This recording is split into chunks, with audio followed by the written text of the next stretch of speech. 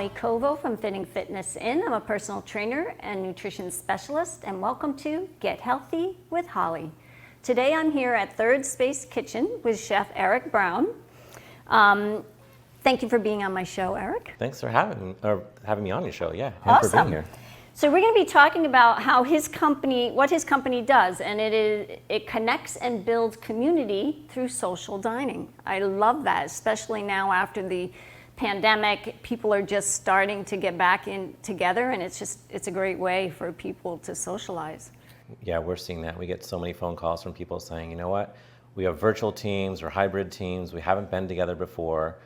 We have families who haven't seen each other for a while, just a whole bunch of people wanting to get together. And what better way to get together than to have a meal together? Perfect.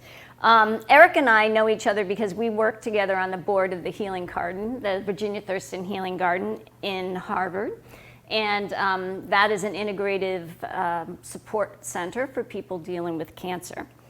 Why don't you give us a little bit about your background, Eric, and how you came to creating Third Space Kitchen? Yeah, well, what's interesting is, my first career, I'll say, was actually in technology. I focused on advertising, learning a lot about people and what sort of makes them tick. And, through that progression and also sort of building ad platforms to connect people, I've found a love through food, I guess, in a way that I took some recreational classes, and I realized that this was something that was fun and a way to fill up my spare time. I really dove into it head on and decided that I wanted to learn more, so I ended up selling one of my companies and going to culinary school, believe it or not. And through that learning and through connecting with people even more with food, I decided that, yeah, this is my new path in life. So it took a little while, I had some kids and all that, but then came to opening Third Space, I'll say, as my fifth child. Yeah, 4 kids. Yeah, and it's been great because now, I can connect with people in a different way and share what I love, but also, it doesn't matter whether they're an experienced cook or if they've never been in the kitchen. It's really about working together. It's a team effort, and we just put together some really easy, usually sometimes complicated, menus that really get people excited about cooking. And a lot of people not only love the food, which is great, but they love the experience of talking to people. They love meeting new people, and also many people have come in here and said, wow, I didn't think I could do that. And they find out that they can. So it's kind of sparks something in them as well. You mean like making mozzarella cheese? Yeah, totally. That's one of his menu items. That's a toughie. So what types of groups do you have here? We have a few different types of groups. So we do team building, as I mentioned. So companies will come to us and say, we want something fun and exciting that's different than going out to a restaurant. You can go out to a restaurant. The challenge with that, they often tell us, is if you're sitting down at a table, you can talk to the person in front of you, to the left, and to the right of you. And then at the end of the day or at the end of the meal, you've gone home and you've probably talked to the people that you talked to in the office. Right. We take that opportunity and say, hey, we're actually going to get people to talk in an interactive way. So everything that we're doing, whether it's making pasta, making tacos, making paella, it's all about, okay, you're going to work on this, you're going to work on that. We have to talk and make sure the food comes out at the same time, right, which is really important. And when the food comes out, not only are they proud of it, it's delicious, they sit down and have a family-style meal. So they're able to share in that whole experience of creating the meal together, something that is kind of intimate and fun, and it's just great. And we do that with private events as well. So families, we often celebrate milestone events, whether it's birthdays or just celebrating something like people getting married. We've had rehearsal dinners, and we've also hosted cooking classes. So people will come to us and say, yeah, I saw that you do pasta making. Can we do that pasta class? And they'll bring some friends, they'll meet some strangers. I've had people, exchanging numbers and saying, oh my gosh, I had no idea that you loved antiquing. I go antiquing to this place too. And so It's just a lot of common ground that people find through having that meal. And the last thing I'll say that we do, which is super fun and totally different, is birthday parties for adults, but kids. So they come in here, and we cook with them.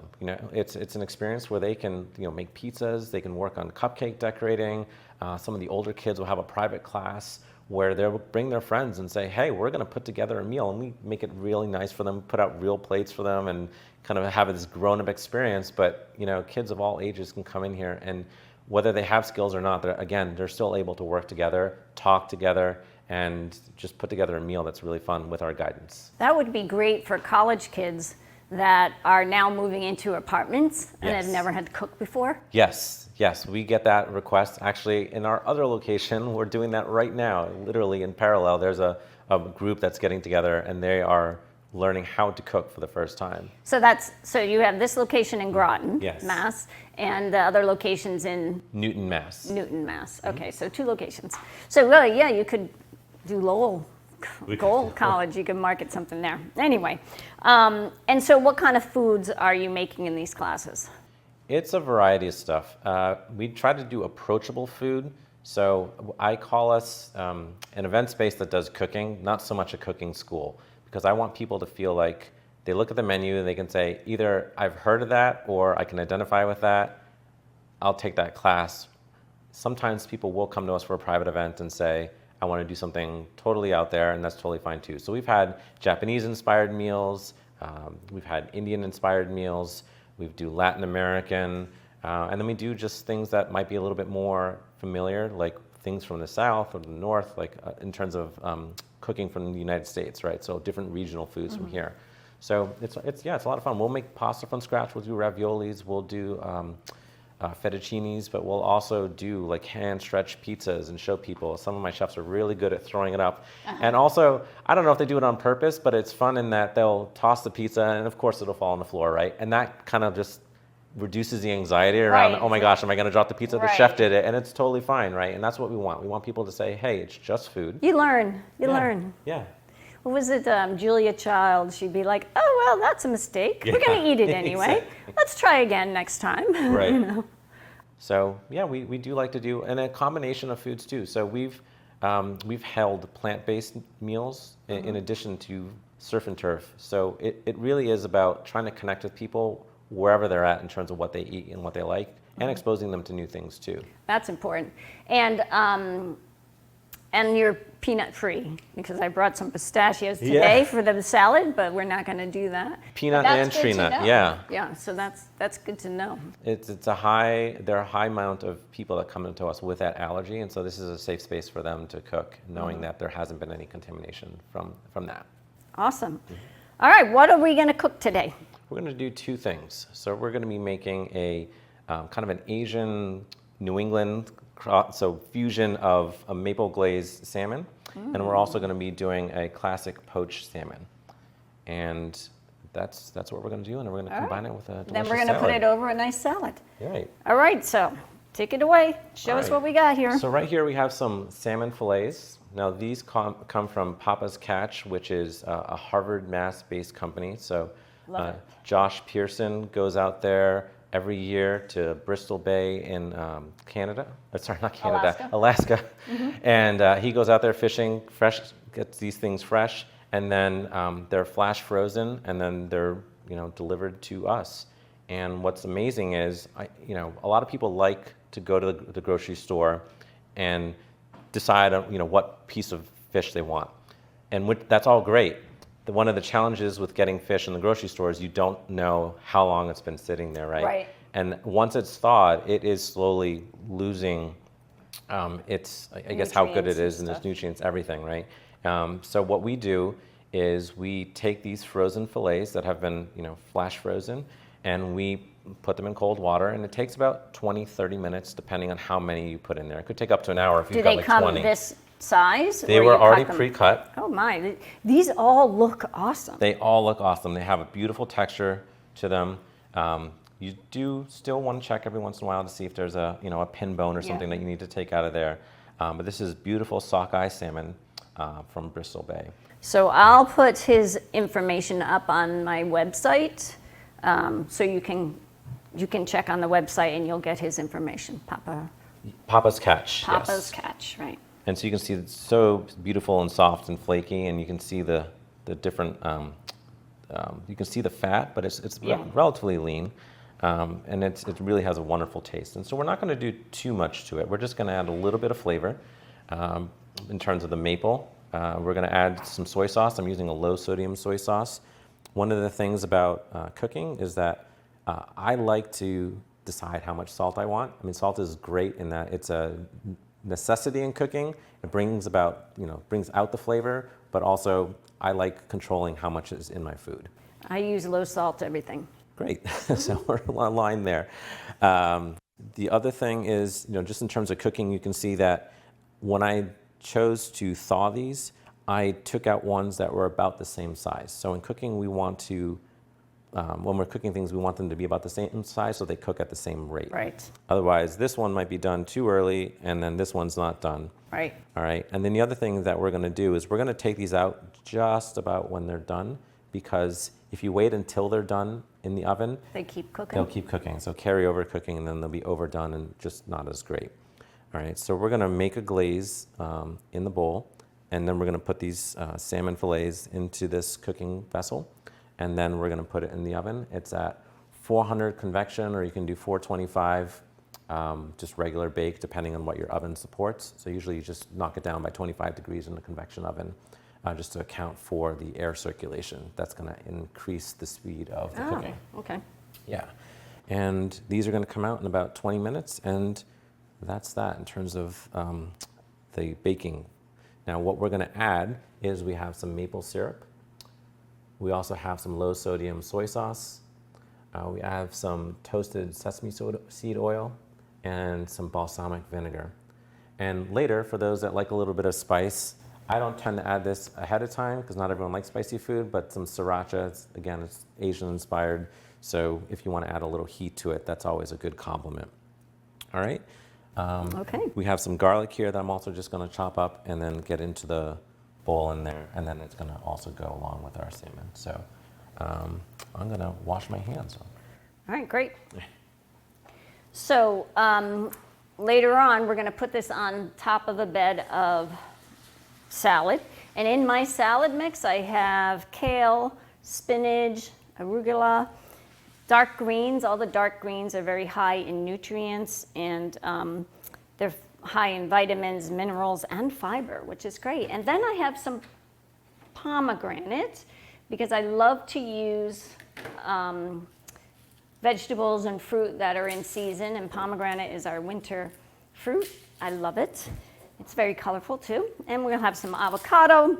Avocados are great because they have a lot of potassium, folate, vitamin C, E, K, fiber, magnesium, beta-carotene, and omega-3 fatty acids. And those omega-3 fatty acids, which is also in the salmon, are going to help with your heart health, brain health, a lot of different places, a lot of different areas. And then we just have some cherry tomatoes. So we're going to build the salad however we want. And then I have my favorite balsamic vinegar and some flaxseed oil that we can dress it with. So, yeah, also salmon is really good. It's high in protein, so it's a great food to eat if you're looking to do some weight loss, or if you want to have intake a lot of protein in one day. It's good, high in potassium, B12, also omega-3, iron, and it has a lot of vitamin D in it. So that's great. It's definitely my favorite fish. It has a lot of flavor in it, and it's very filling compared to some other lighter fishes with all those health benefits that you mentioned. So I love it.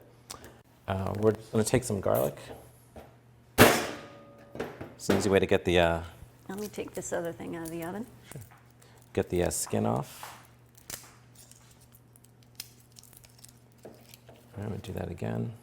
It's a little loud on these metal tables, but it's a really easy way to get the outer skin off the garlic clove. All right. Ooh, smell that garlic. Garlic is good for you, very good for you, especially if you have a cold. It's got a lot of anti-inflammatory properties, which we love.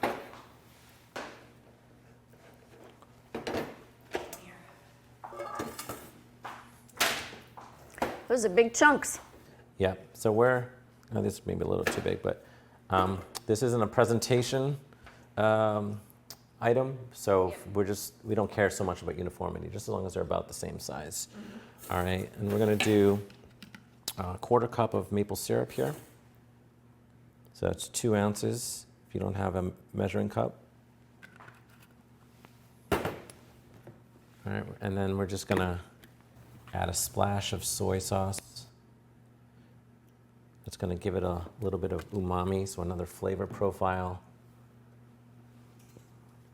The oil, this is a toasted sesame seed oil, so that's gonna give it a little bit of that additional Asian flavor, but also just be nice in terms of making sure that the fish doesn't dry out. And then the balsamic vinaigrette is gonna just give it a little bit of sweetness as well. It's a good complement to all these flavors. Oh, all of those together, nice. All right, I'm just gonna add Oh, another Moderna. a pinch of salt. All right, and a little bit of black pepper. All right, so now we've got our salmon fillets here. All right, and one of the good things here, so they've been out, they've been thawed, and then we also patted them dry so that there's not too much moisture on them. And then they've been draining a little bit, but they're actually, most of the excess water has come out of them already. So I'm just gonna put them into my cooking vessel here. I'm just gonna whisk up my ingredients here. Power off. All right, and then I'm just gonna cover the salmon. All right, and I have just a nice little silicone brush, so that's gonna make it so that I'm brushing the salmon, but I'm not damaging it. You wanna be very gentle with these salmon fillets so that you don't break up the meat.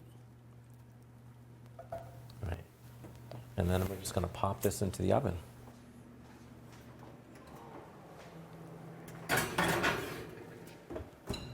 And so that'll go for about 20 minutes or so, and then 15, 20 minutes. So we'll check on it, and then that's all there is for that. Awesome. All right, what's next? What are we doing with this salmon? All right, we're just doing a simple poach. So what we did before with the maple glaze, this is a little bit more decadent. This is something that's still gonna taste just as wonderful and involves things that are less sugary, I guess. So maybe fewer calories, maybe a little bit better for you.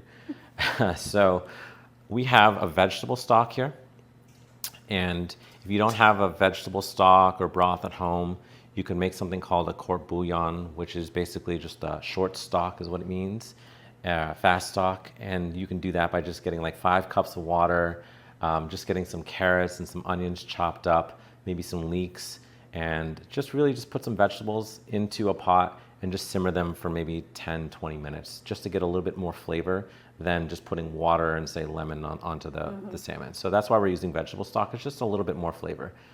You can use other stocks like a seafood stock if you wanted to as well, but this was just something that we had on hand, so that's what we're gonna use. And that's really what I like about cooking too, is that while recipes are great, to me, and it's easy for me to say, right, but they're a guide. So you should feel comfortable kind of using the ingredients and the flavors that you want, not necessarily sticking to what the recipe is 100% unless you're baking. Right, right. Baking is one thing. And never substitute margarine for butter when you're baking. Right. But I get creative with recipes as well. Yeah, it's fun. Like, oh, I don't want that, so I'm going to do this one instead. It's fun, and I think as you cook more, you learn more about what you like, or the people that you're cooking for, you learn about what they like. And so it's a lifelong thing that you can really enjoy. So now that we have our salmon inside of our pot, we are going to add a little bit of this stock. So it was already warmed.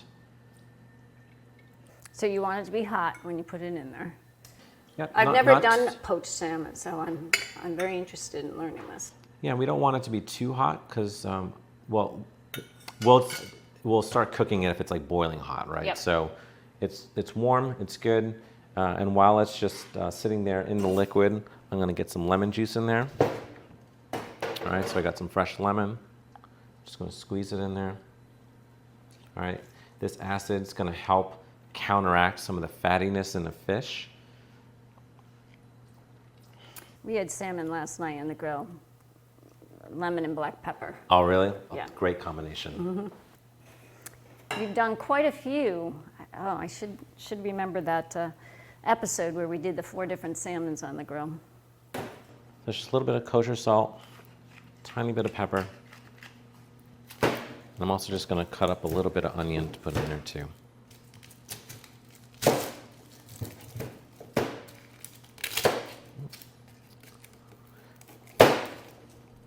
So I tell people when they're cutting round objects, you know, we want to get to a flat side. That's a safe side because it doesn't roll. Mm-hmm. When you're using a knife, if it's rolling, that's dangerous. So I just kept the root intact. That allows me to peel this off without my onion just falling apart on me. Just for the sake of time and making it easy, I'm just going to take that first layer off. All right, clear my space here. And it doesn't really matter what these look like so much. Because it's just for flavoring. Just for flavor. So just as long as they're small and broken up. And again, this is very similar to what you would do if you were making that court bouillon and you just had water. You're just adding some additional flavorings. All right, we can even chop it up smaller if we wanted to. Doesn't matter so much. And we're just gonna cook this for about 20 minutes or so, very, very gently. So we don't want it boiling. So like on a medium? On a medium, yep. And we're gonna do this on an induction cooktop, so it might be a little bit faster than if you're doing it on gas, for instance, because it's very efficient with cooking. Mm-hmm. So we're just gonna turn it on. With a cover or no cover? Yep, we're gonna do the cover. Okay. And so the cover will actually retain some of that heat and actually create like a steaming environment too. So it will gently cook the tops, which are not fully submerged. So now that that's on, we're just gonna kind of set it and not forget it, but we'll come back to it. Right, set it, don't forget it. All right, and that's really the poaching. So the poaching is just using a liquid and the heat that is generated to cook your protein. It's a very gentle way of cooking the protein without it being, you know, the heat's not too harsh on it, so it will stay intact. And when we take it out later, it'll still be intact and really flaky and delicious. Awesome. So the key is don't totally submerge it in the water. I like to broth. not. You can fully submerge it, but I like to leave it a little bit exposed and let some of that steam just kind of gently cook the top. Mm-hmm. Awesome. Mm-hmm. All right, so we'll clean this up and then we'll be ready to plate. Yes, we clean as we go. That's important. Yes, I like that as well. So. Nice. So we want to put it on top of the salad or on the side? I would do it on the side so it doesn't cook the greens. It would be too hot at this point. So let me put a little bit, let me build this. Yeah, we'll start with that. Give this a second to rest. Yep. So we're going to build this nice little salad on the side. Most of my days, most of my lunches consist of salad with some form of protein. So I, of course, am going to put some pomegranates on this. Definitely some avocado, because I love avocado, and it also has a really good unsaturated fat. A little bit of cherry tomatoes. Yep. And my favorite balsamic vinegar. It comes corked, by the way, so drizzle that on there. A little bit of this flaxseed oil.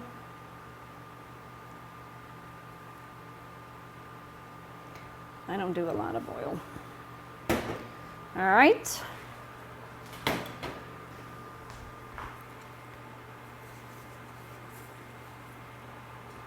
Ooh, look at that. Wow. Okay. That looks great.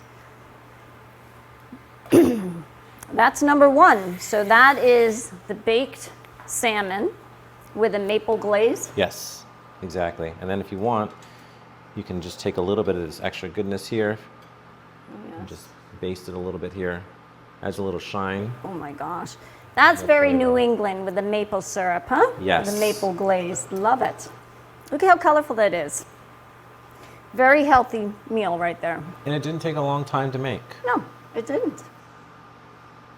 So, and if you're like me with all the kids or anything really going on at home, you can still do it and just make sure you set a timer so you don't forget. Yeah, I was using my watch timer.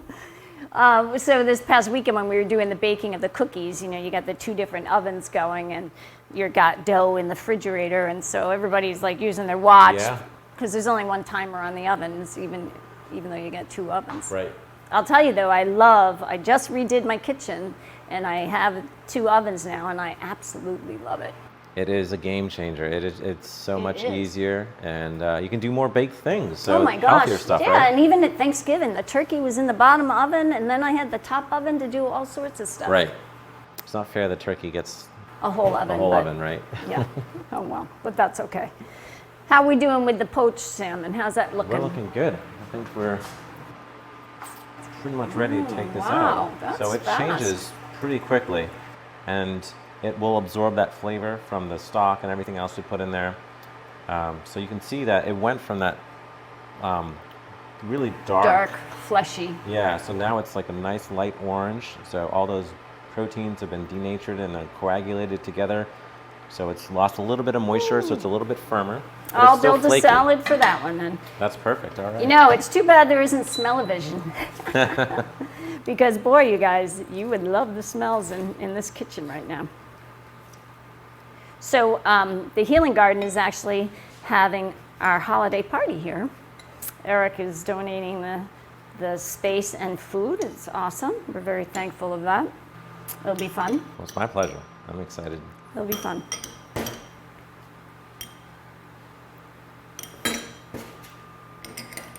Should I put balsamic vinegar and oil on this one too? Yeah, I think so. I think Just it goes. want to make sure. It'll be a little contrast, but that's fine. You can experience them both. Yeah, this is just absolute favorite. So I learned about this balsamic vinaigrette or vinegar when we, my husband and I did a tour of Federal Hill in Providence. It was a food tour, a walking food tour, and we did balsamic vinegar tasting. We did olive oil tasting. It was awesome. Push those over.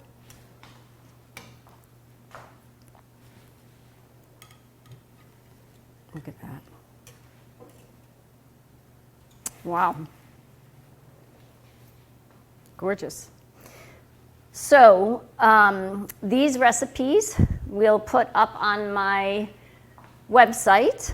Eric's going to give me the recipes. We'll put them up on the website. I will also have the link to Third Space Kitchen on the website as well.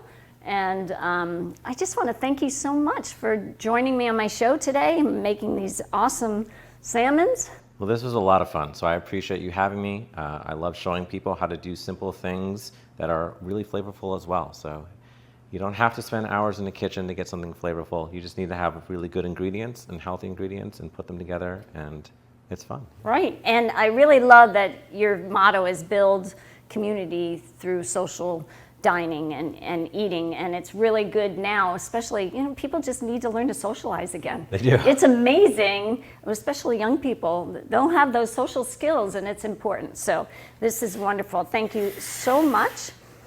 And everything will be up on my website, so I'd like to thank you for joining us today, and we'll see you next time on Get Healthy with Holly.